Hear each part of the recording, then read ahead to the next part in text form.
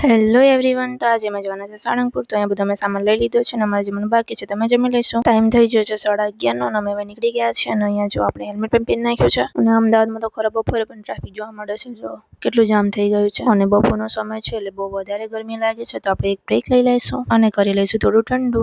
તો અમે ઉભા રહી ગયા હોટલ જોઈને. અમે ત્યાંથી લઈ લીધી કોકોકોલા, માજા અને પાણીની બોટલ. તો અહીંયા અડધો કલાકની બ્રેક પતાવીને આપણે પાછા નીકળી ગયા છીએ અને અમે આવી ગયા મોગલમાના ધામ, જે પહેલામાં આવેલું છે. તો પહેલા અમે દર્શન કરી લઈશું. દર્શન કરીને આપણે પછી નીકળશું આગળ. તો અહીંયા અમે દર્શન કરી લીધા છે અને અમે પાછા હવે નીકળશું સારંગપુર જવા માટે. અને ગરમી તો બહુ ખતરનાક છે અને પાછું મેં હેલ્મેટ પહેર્યું છે એટલે બહુ વધારે લાગે. તો ફાઇનલી અમે સારંગપુર પહોંચી ગયા છીએ અને તમને દૂરથી જે દેખાય છે ને, ત્યાં કષ્ટભંજન દેવનું મંદિર છે. તો આપણે અહીંયા જવાનું છે. તો અમે મંદિરે પહોંચી ગયા છીએ અને પહેલા અમે રૂમ લઈ લઈશું, કેમ કે બધો સામાન પહેલા મૂકીને પછી અમે દર્શન કરવા આવશું. તો અમે અહીંયા રૂમ લઈ લીધો છે. તો બધો સામાન મૂકીને પછી આપણે જઈશું મંદિરે દર્શન કરવા માટે. તો અમે ફ્રેશ થઈને મંદિરે આવી ગયા છે દર્શન કરવા માટે.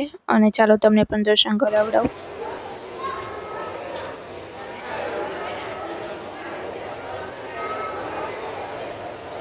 તો હવે આપણે મળીએ પાર્ટ 2 માં. જય શ્રી રામ.